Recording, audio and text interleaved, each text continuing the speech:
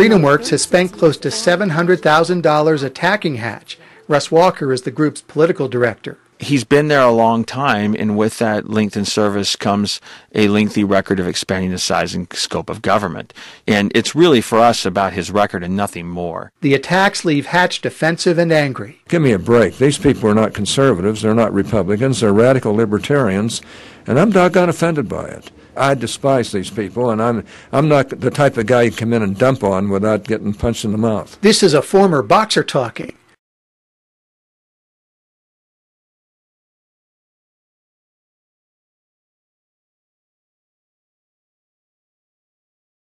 Attorney General Mark Shurtleff is suing over it, and Republicans roundly criticize it. Yeah, but it turns out that a mandate to have health insurance was supported by both Utah Senators Orrin Hatch and Bob Bennett long ago. Brian Malahy is on this story this evening. What's this all about, Brian? Mark and Shauna, take a look at this. This is a very thick bill from Congress, a Republican health care reform in 1993. It's 305 pages long.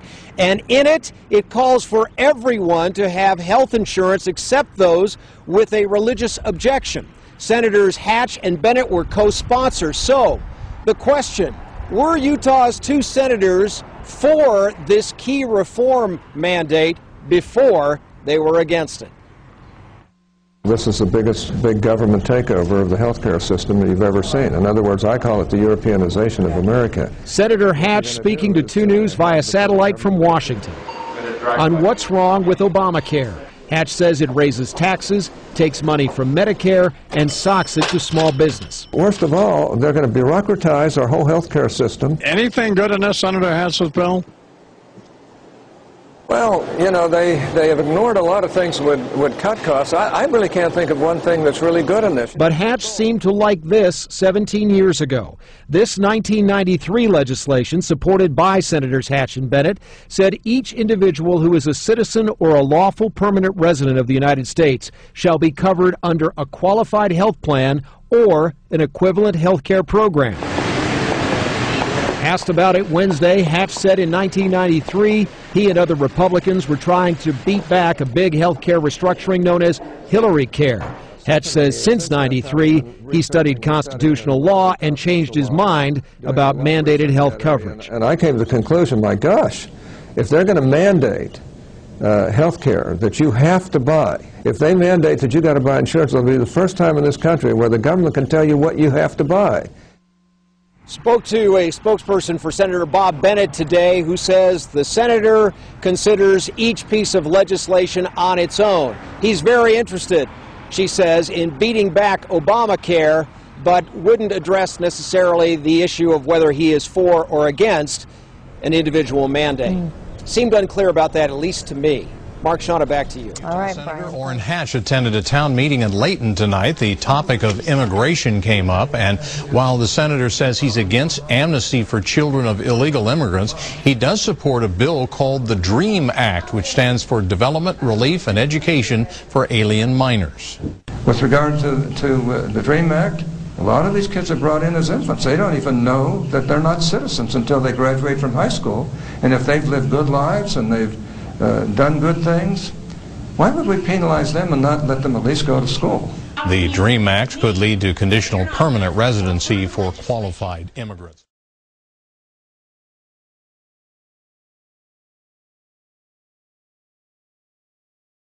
To my Tea Party people, I've said that I feel badly I did vote for it. On the other hand, wait a minute. But I also make it very clear. Under the circumstances at that time, we were going down, and let me tell you, we were going into a. Well, let me answer. I mean, you may disagree, but you're not sitting there having to make these decisions. Now, we were going down.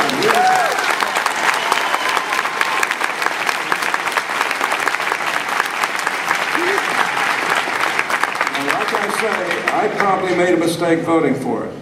I don't think I make many mistakes in the Congress over the years, and I think if you look at the record, you'll know that. But let me just say this to you. At the time, we were in real trouble, looked like we were heading to a depression. The Secretary of Treasury, Republican, said this is what had to be done, And frankly, I believe we would have gone into a depression. If it had taken my vote to make the 51st vote to do that, to stop us from going into depression, I would have done that anyway, even if I did have vote. But what I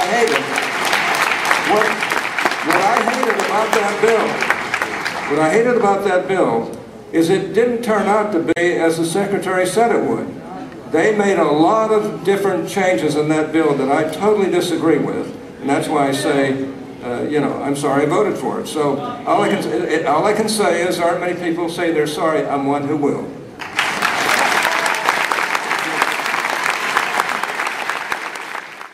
But, you know, we are in a very, very hot political season, and you are up for re-election this time around.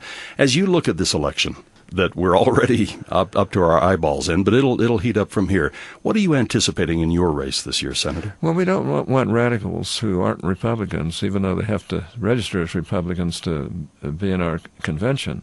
We don't want radicals to take over our party. That happened in California. Today you can't elect a Republican statewide to save your soul. And that happened when the California Assembly came along. And I've had people from Freedom Works and from, which is run by two libertarians who don't really believe in the Republican Party. And I've had some of their disciples here who are Utahns say, they're not Republicans, but they're going to take over the Republican Party. Well, we can't let that happen. If we do that, this state will flip to the Democratic Party. It may take a few years, but it'll get there because people are getting sick of it. Now, you know, there are a lot of very sincere, decent, honorable people who go to our conventions and who put the time in to do that. A lot of them are Tea Party people who are good people.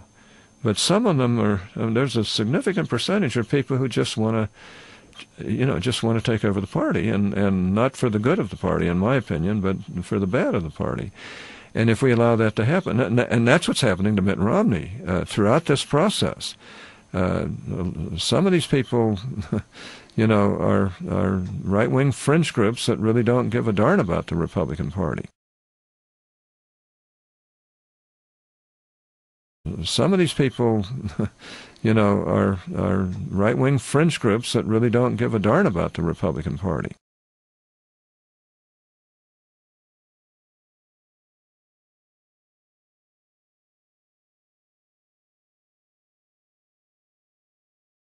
Most of the Tea Party folks in this state are decent, honorable Republicans and really good people.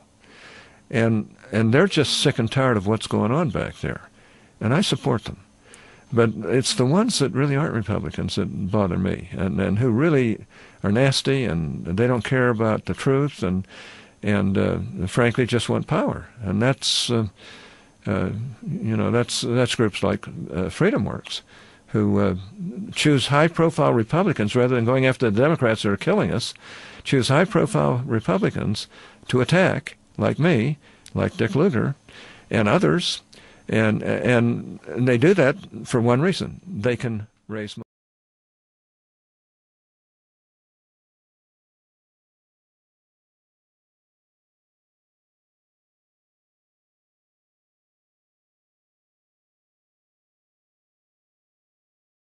I'd like them all to get out of here. I really would. I'd like to get I'd like the Freedom Works out of here. I'd like all of them to get out of here. Let us make our own decisions. Your campaign manager. I don't have any control over outside people. I want you to know that. Why did Dave Hansen write an article then supporting Freedom Path?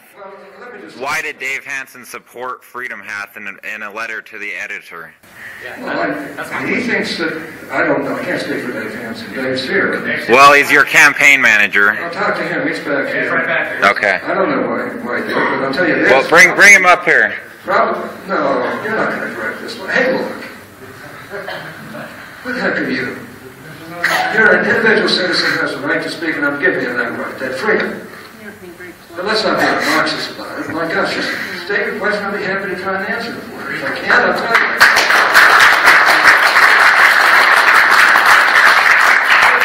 But don't think you're making headway by being an obnoxious fool. And that's what you are. Go ahead. I've got to say that nobody outworks me. And that isn't going to change. Now, you can differ with me, but I don't think it differs very much if you really know the facts. I don't think it differs very much if you really know the facts. If you really know the facts. If you really know the facts.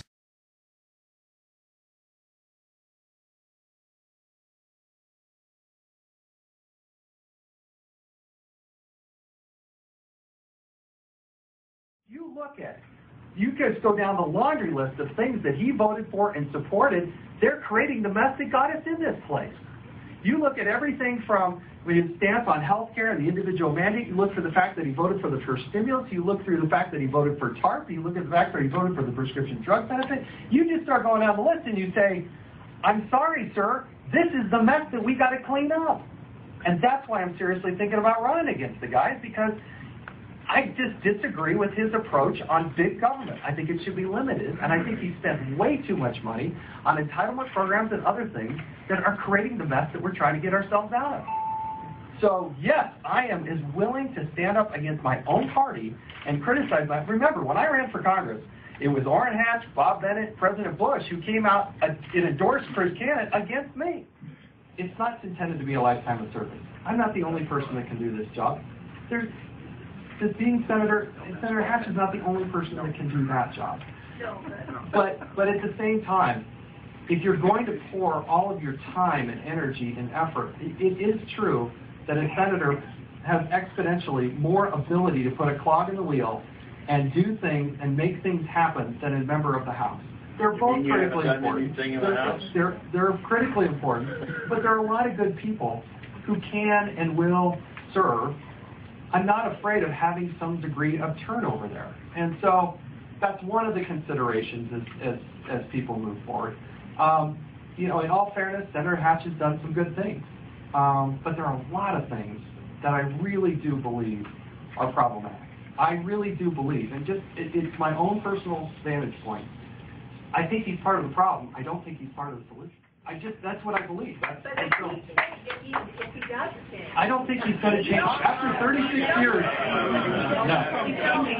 Without an election hanging over his head, I think they're going to go right back. It's all about representing Utah to Washington as opposed to Washington to Utah.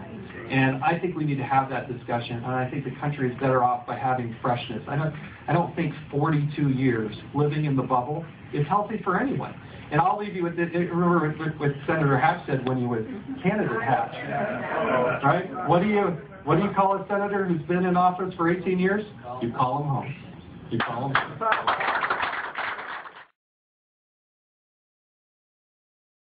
If you want a leader, if you want the best manager of any candidate running this year, and maybe better than all of the rest of them put together, you can't go wrong with Mitt Romney. This is Mitt Romney. We need strong leadership in Congress to fix the economy, and we can count on Senator Orrin Hatch in the fight to lower taxes, to balance the budget, and to repeal the federal government takeover of health care.